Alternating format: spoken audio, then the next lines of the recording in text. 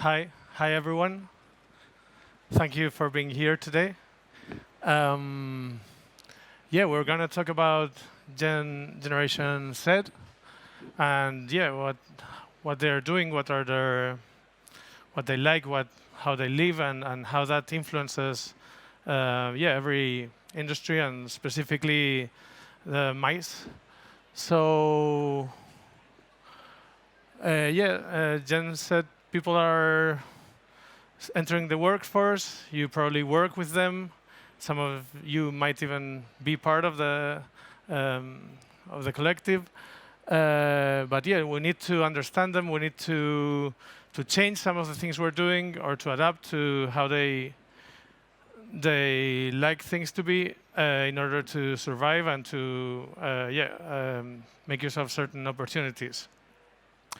Here you have the generations timeline. Um, I would like to know, is there any person here from the Generation Z? Could they raise their hands? Hello? So yeah, maybe you can say a lot about what I'm talking, and maybe I'm wrong in certain aspects, so feel free to comment afterwards. Who is a millennial here? Okay. I'm a millennial, but I was born in 1981, so I'm really falling into the Generation X area. Is there any Generation X? Okay, so I'm, yeah, have one leg in millennial part, one leg in the Generation X.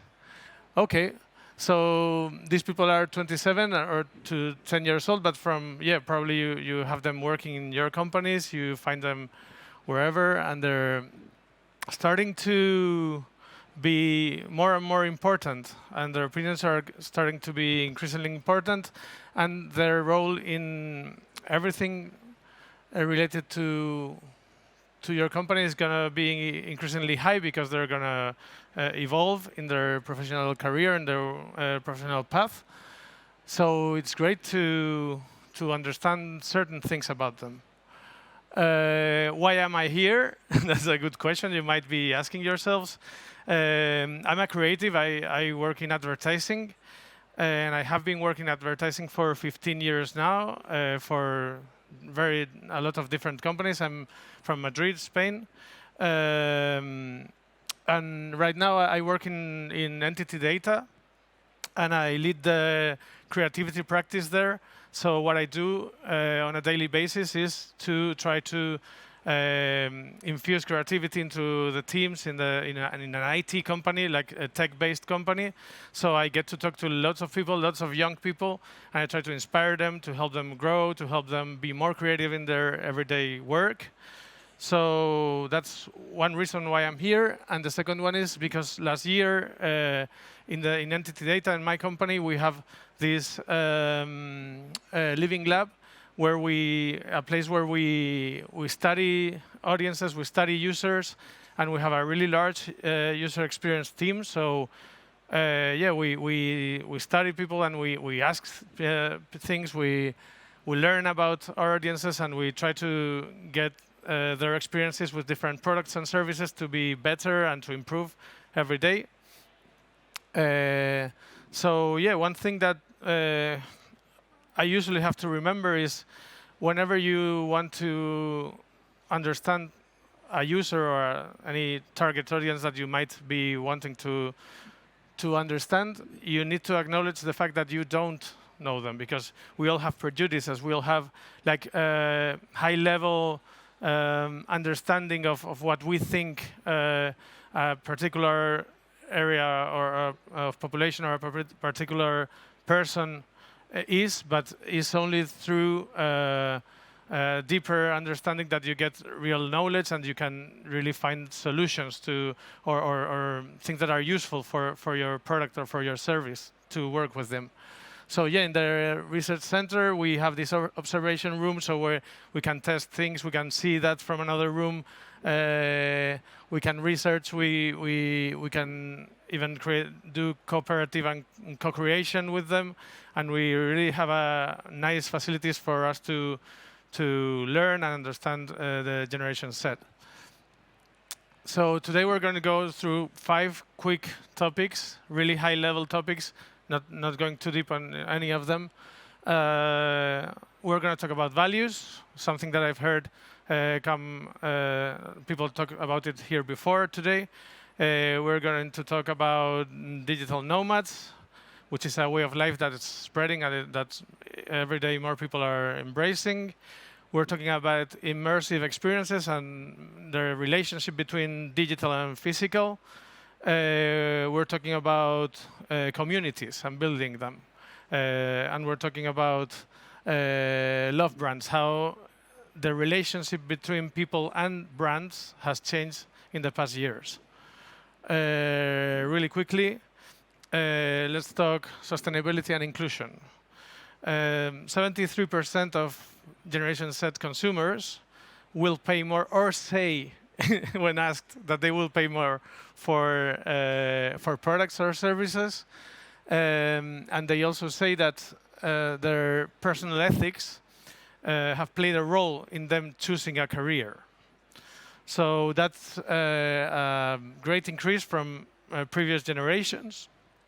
And what I would like to say here is that, yeah, when talking to them, when relating to them, you can totally feel that they are increasingly committed with sustainability as they are with inclusion and diversity, and that they're very active while detecting and calling when they find something that's not consistent or that's not has a solid background. So that leads me to my next slide, where I'm saying you have to be extremely cautious when using inclusion or sustainability as a communication driver.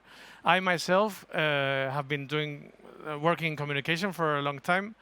And for other generations, you might say like, yeah, we're green, and show an icon of a tree, and that might work or might have worked a couple of years ago. But right now, if you approach these topics in a non-solid way or not being backed by real facts, you're going to get a huge backlash in social media, you're going to get people angry, and you're going to get in trouble. 100%. And yeah, what I would like to say here is that we have to really take into account these sensitivities when we decide to create a campaign, an event, whatever your project you're working on. And you have to ask yourself if you're being inclusive for all, or if you're at least doing your best to be. If you're doing everything you can to lower your environmental impact. I've seen stands outside here saying like, we've created this stand using this recycled material. That's great, but is it that all you have, or is it a strong policy in your company that backs up that more communicational approach? Are you actually, yeah, are you taking this seriously, or are you only like greenwashing? And yeah, like the final question that I will always like people to ask themselves is, do we truly believe and do what we say? Because sometimes it's easy to blah blah blah about inclusion or sustainability, but I think that Generation Z is especially able to discriminate or to find out if you are being serious about it, or if you're like half committed. So that's one thing that I think it's important to note. The second topic is about, we're going to talk just a little bit, really high level again, about digital nomads. So people are starting, well, also the pandemic has helped greatly with this, but people are starting to work remotely, to travel constantly, to live like a different way of life than the previous generations have. They rely much more on portable devices.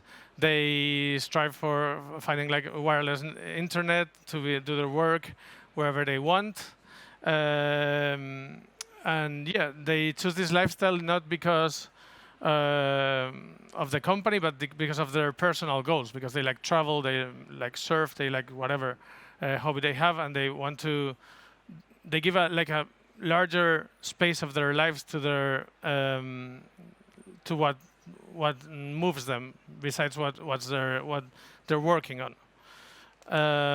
So yeah, digital nomads are increasing. So there's 35 million right now, and their income is quite high. So it's definitely interesting to take a look into this kind of workers, and yeah, maybe work towards making them come to whatever we're doing. So turning challenge into opportunity, that's what I said. Understand their audiences, make them feel welcome, and also take into account how they relate with the digital domains, because sometimes sticking only to physical events might limit the amount of impact they can have, or the event can have. My takeaways here are tackle their pains, fulfill their needs, make them happy. So I see people spending loads and loads and loads of money on certain things that maybe add less value than, for example, saying to a digital nomad that you have the best Wi-Fi access and a really fast charging station available for them. But there are those things, but do we communicate it to them? So do they feel that we know what they need? And do we talk to them and tell them directly? Because that might make them feel approached by us, and that might be good for them, or they might make them feel closer to the brand or to the event or to whatever we're doing. So also, this is a collective that that likes their lifestyle, that's an aspirational lifestyle for them, and they like to signal that they're part of it. So there's an interesting thing that you can do here, which is give them something that helps them signal us, digital nomads. That might not work for other collectives, but in this case, it definitely works. So can you create an NFT that they can show online, that can show that they have attended a certain event? Can you create some limited edition merchandising that that they can show on their social media or on their photos?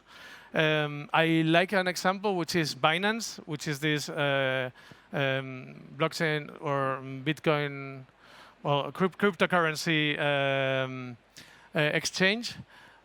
You can only get their merch if you go to their events. So whenever you see a Binance T-shirt or a Binance cap, you have to know that that person has attended an event. So that's like it's not something that they do. So they do it really on purpose because they want people to signal themselves as part of the crypto community by wearing those. And like having one of those T-shirts is a signal of being committed or having attended. So this kind of initiatives can really help them engage with the brand, engage with the event, and also probably communicate with others and create some sort of buzz around your event, for example. Number 3, immersive experiences, physical and metaverse. So we've all heard a lot about the metaverse. We've all seen artificial, like virtual reality glasses around. But for me, the key is not using the technology, but thinking how that technology can impact the users in a meaningful way. So we need to forget one thing. I work in advertising for a long time, and we're really used to one-side communication, to a meeting, or like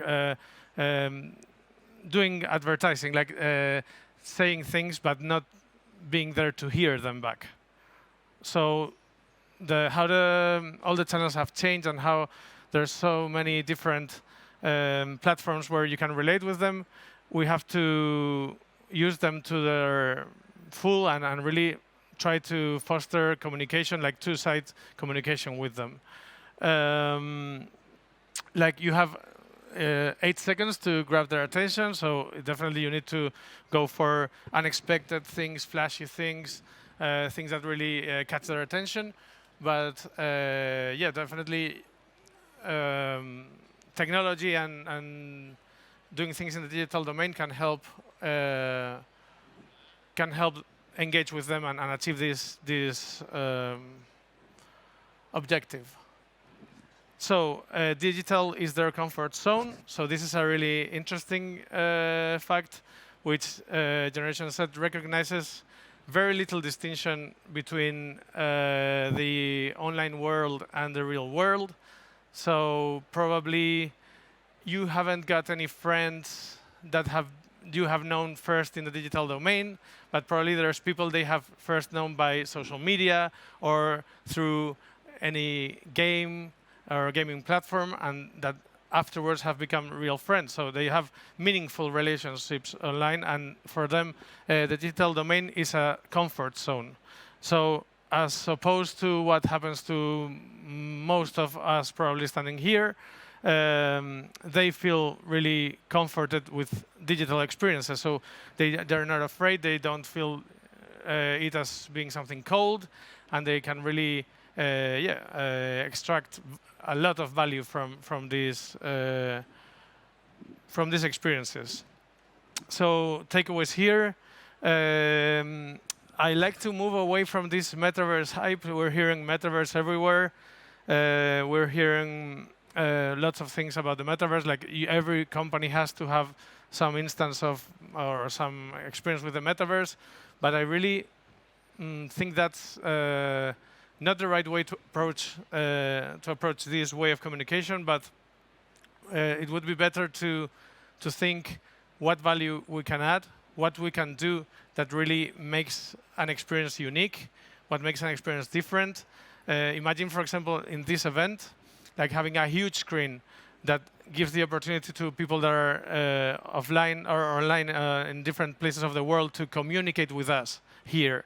So combining the physical realm with the digital realm in a meaningful way, giving them the opportunity to feel part of what's happening here, although they're not here physically. So imagine we could speak back to them in some way. We need to reimagine how these virtual hybrid activities work, and always put the user in the center and think something that's really meaningful for them. Because like having a non-interactive activity is just like gimmicky. Like, yeah, we have something with some VR glasses here, cool. We want to move away from that and move into an approach where we're really adding value and creating something that's unique and that's really memorable and that people will take with them in their hearts when they leave and finish the event. So that's really interesting. Every interaction allows a certain degree of gamification, so we definitely need this wow effect. We need to do something that really stands out and to catches their attention in these 8 first seconds. But also, there's friction elements like these forms, onboarding processes.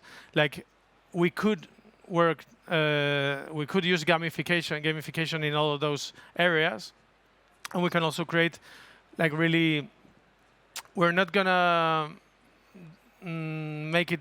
We need the wow effect somehow, but by smoothing those like friction points, we can also add value to the experience and create something that's much more interesting and meaningful for them. So yeah, keep an eye on not on the best and more flashy parts of an event, but also on the most boring and most tedious parts, because there's a great room for improvement there. And yeah, we don't panic if you're planning on creating some of these kind of experiences, because yeah, here at Entity Data we have NACA, which is like a ready to implement metaverse platform and virtual reality platform. But as we have ours, there's plenty of those, and you don't need to design everything from scratch. There's solutions that are ready for you to implement, like in really decent and quick manner. Number 4, social communities. This is really important because events have these short-term action, like they have the pre-event, and you have the event, and you have the post-event, and then everything fades away. So that's really contrasts with the generation set being less individualistic than other generations. It contrasts with them wanting to share their values, them wanting to share their unique personality, and them wanting to engage with brands. So, well, they actually think that the brands should give them the tools to express, not in their media, but in the brand's platform. So yeah, so building a community is something that's it existed before, but it has a greater importance with this generation because they have this more social approach to the digital media and to life, actually. So hack the conversation. This is a phrase that's commonly used in advertising, and you might have heard it before, but I would like to say again that social media is a place for people and it's not a place for brands. So if you're speaking for a brand and you want to engage with your users or your customers through social media, you better rethink your approach, because you're not gonna achieve anything if you communicate as you did on TV or as you did on print advertising. You need to move away from wanting to start a conversation and start using this approach that's understanding what's happening in a community, understanding what's happening in a certain place at a certain moment, finding those topics that resonate with your brand's values and with the conversation you want around your brand, and then participating, but much more as a user than as a host. And that's really, for me, it's one of the key takeaways of this presentation. If you want to engage with Generation Z, you better not try to use advertising, but generate content, give them the tools to express themselves, and generate a conversation around whatever you understand are the brand values, or your brand's values, or your event's values. So yeah, one interesting thing is, although an event might have a start and an end, it's amazing to be able to generate an ongoing community, something that lasts for the whole year. So it's horrible if you forget about your users and then call them next year, 1 month before whatever you're trying to sell them starts. That's not really a good approach if you think it twice. So it's much more interesting to be able to start a community that runs for like the whole year, and that really resonates with the user's values, and where they can collaborate, they can express themselves, and that keeps running. Of course, you're not going to have like this peak of engagement during the whole year, but you can really start generating like a stable community around your event that will help you promote it, that will help you have a buzz around whatever you're going to do when you decide to do it. And also you're going to make people feel part of a movement and part of your brand much more than they will if you just forget about them 1 month after whatever you're trying to sell finishes. And yeah, I'm talking again here about the one-directional communication. Please steer away from that because it doesn't work anymore. People, I fight with clients on a daily basis because the one who puts the money always wants to control the message, but this is over, totally over. You need to switch to this other way of thinking where you participate in something more common, and that's you engage with the community in a much more subtle way. And finally, love brands, rethinking people, brand relationships. So before, brands were, in this similar to what I said before, but before brands were in control. They had the media at their disposal. They shared whatever message they wanted to share, and really the community didn't have the opportunity to speak back. But right now, that doesn't happen anymore. So whatever you decide to do, you're going to get people answer you. You're going to get people saying what they think about what you did. They're going to get people starting conversations around your brand, which you're not part of. And that's, for many people, that's scary. It has certain implications, and it's not necessarily easy. But it's much better to understand it, to know that, and to act knowing that to forget about it and just let your message spread with no control in the media. For love brands, it's a word that started being used loads of years ago, but it felt like nobody was using it anymore. But with the rise of this two-directional communication, it became really popular a couple of years ago because people now need brands to build empathy and to be closer to them. So the love brand approach really helps them do that. So what they're looking for is usually quality. They're looking for authenticity. They like respectful outreach, so they don't like you to be disruptive or disrupt their experiences with content they don't really ask for, or they don't understand, or they don't want. They like value, of course. They definitely like co-creation opportunities, and we've gone through that before.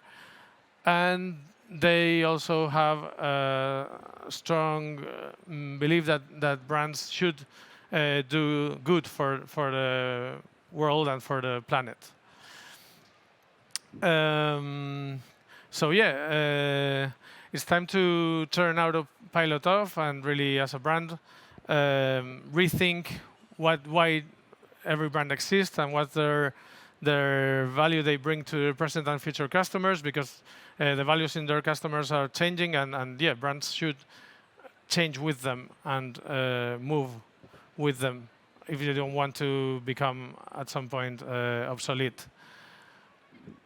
So the takeaways here: turn your customers into fans. So do things that they like, do things that they share, do things that express their values, more than trying to impose any kind of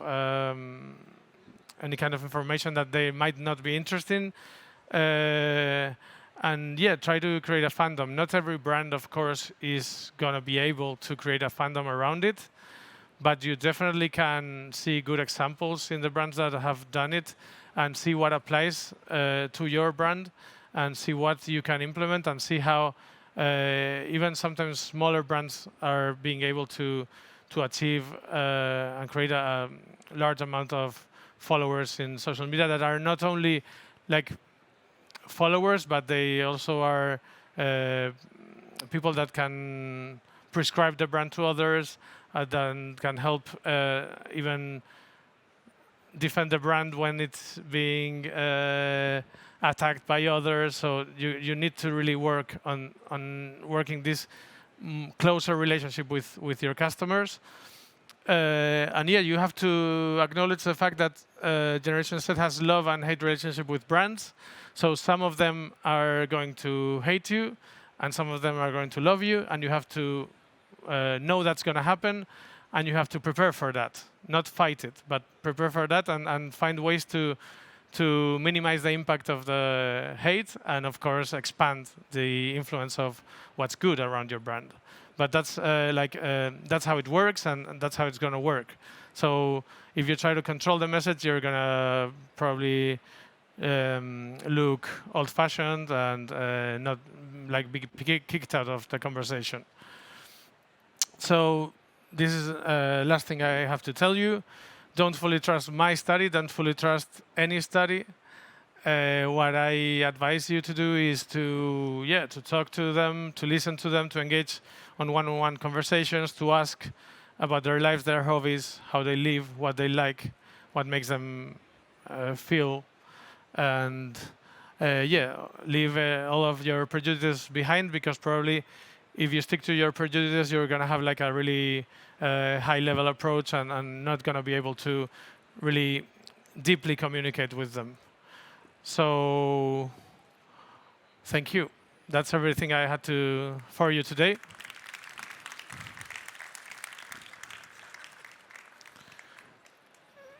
If you have any questions, especially Generation Z members here would like to say I'm wrong in certain things, which I probably are. So if you want to say something.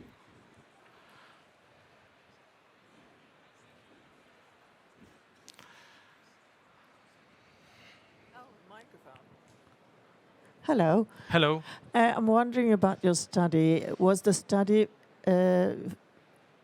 of Spanish Generation Z? Yeah, the study was about Spanish Generation Z because it was based on digital advertising, and it was all about the slang, how they walk, what they do, what they like, the music they listen to. And given our client was at the moment focused on the Spanish market, we decided to make it local and based it on Spanish insights, but several other elements in this presentation are more with a global approach, and I tried to take what I thought would apply to any market in order for you to get interesting information. It was certainly interesting. I'm from Sweden, so I'm just curious how would this would apply on Swedish Generation Z. But I'm sure it can be applied on them as well. Thank you. Thank you. The study, if you want to download it, I can share the screen.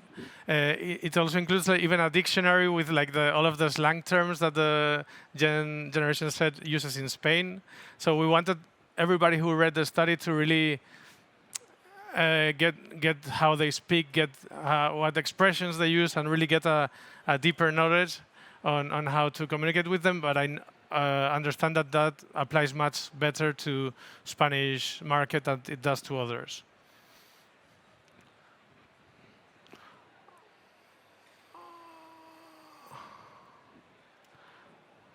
I may have missed it because I missed the very beginning, but what would you describe Generation Z or Z as? What age range, what years?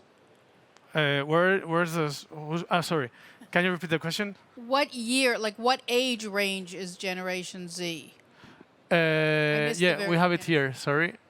Let me move back. It starts on... There you got. 1995 to 2012. So yeah, there are probably, we have people like from 23 years old to 27, and you can see those people in your company. And for example, in my team, like nearly half of the people are in this range of age.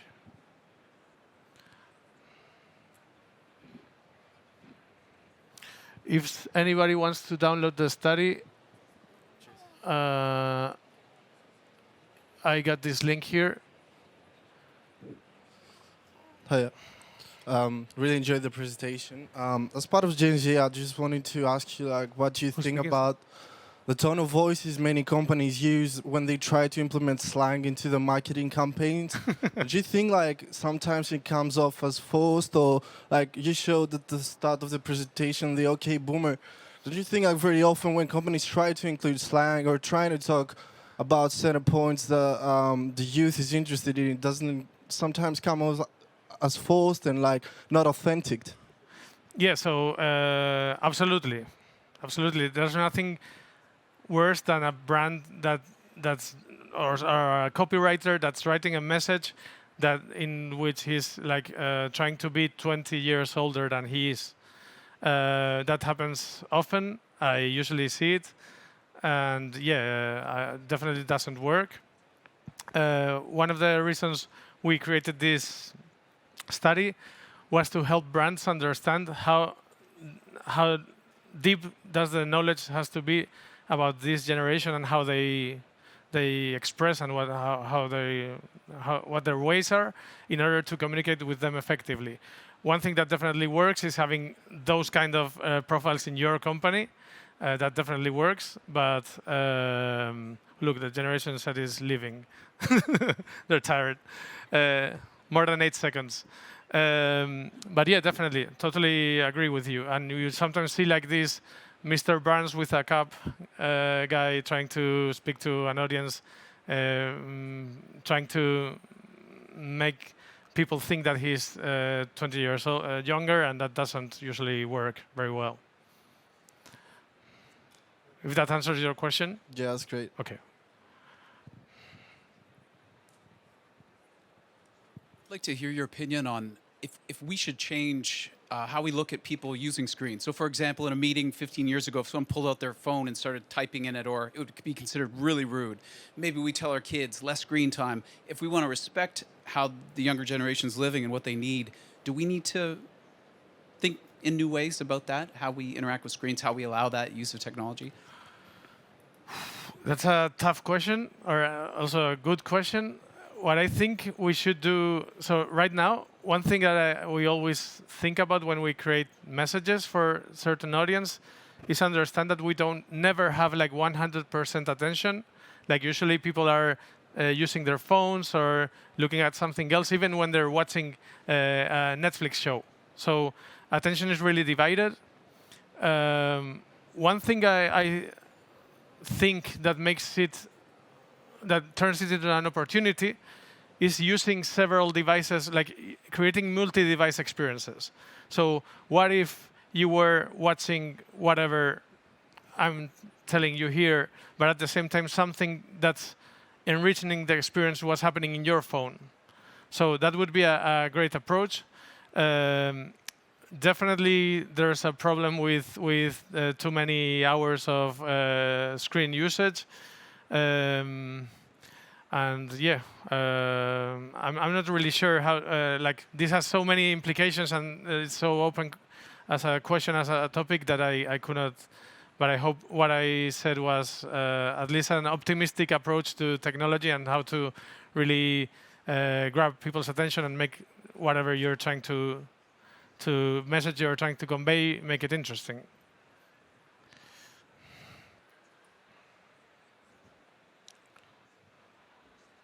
Okay. Well, thank you.